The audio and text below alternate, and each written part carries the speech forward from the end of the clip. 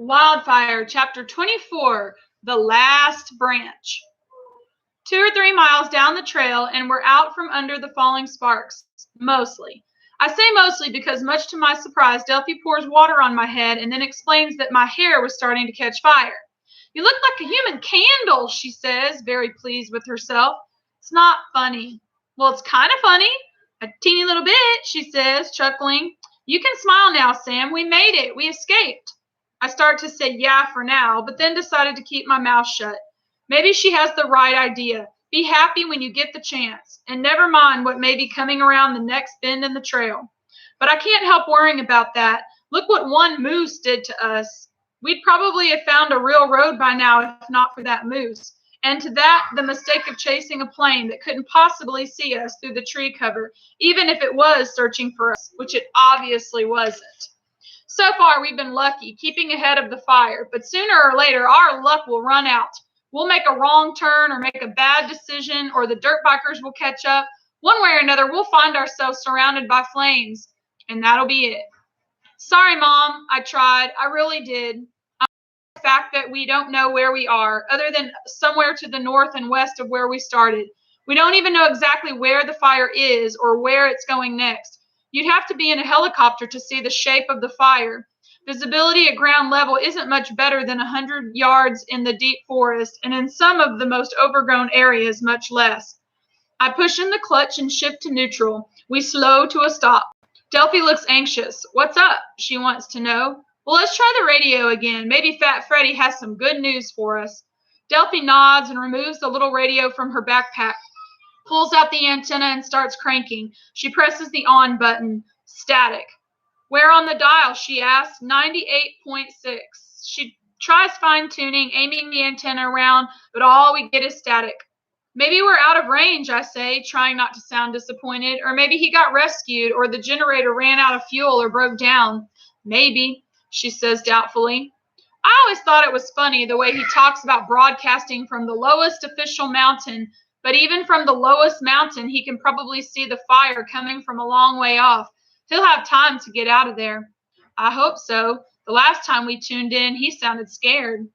Thinking about height and visibility gives me an idea. I put the Jeep in first gear and let out the clutch. We trundle along at about 10 miles an hour. I asked Delphi to keep an eye out for a tall, straight tree with climbable branches. "Are you crazy?" is her first response, and then she goes, "Oh, I get it. Maybe you can see where the fire is."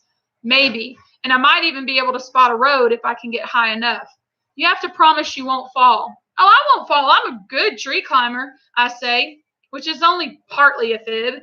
It's true I once climbed almost to the top of a tree outside our house, but it was a one-way trip. I was too scared to come down. Dad had to rescue me with a rickety extension ladder, said I was worse than a cat, and if I tried it again, don't forget to bring a parachute. Later, overhearing what he said to Mom, I realized he was as freaked out as me. Dad was fearless about most things, and even though he never let me know it, he was scared to death I might fall before he got to me. Finding the right sort of tree turns out to be harder than I thought. Delphi spots some really tall pines. White pines are the official state tree, but most of them don't have branches low enough to grab. It's not like we have climbing gear or even ropes, so it has to be a tree where I can climb branch to branch and high enough to get a clear view over the top of the forest. After 15 minutes or so of searching, Delphi points into the woods. "Slow down. How about that one?" "Branches are too high." "Yeah, but that tree growing next to it, leaning on it, actually." I stop and turn off the engine. "It might work. Let's check it out." The closer we get, the better it looks. The big tree rises straight up through the forest and has lots of sturdy-looking branches, starting at about 30 feet off the ground. And leaning up against it, like a boxer that lost a fight, is an old, twisted tree with branches that are barely over my head. "You sure you want to do this?" Delphi peers up into the masses of branches. "It looks pretty sketchy to me." "No problem. If I get stuck, I'll just call the fire department." Ha ha. Seriously, though, it looks dangerous.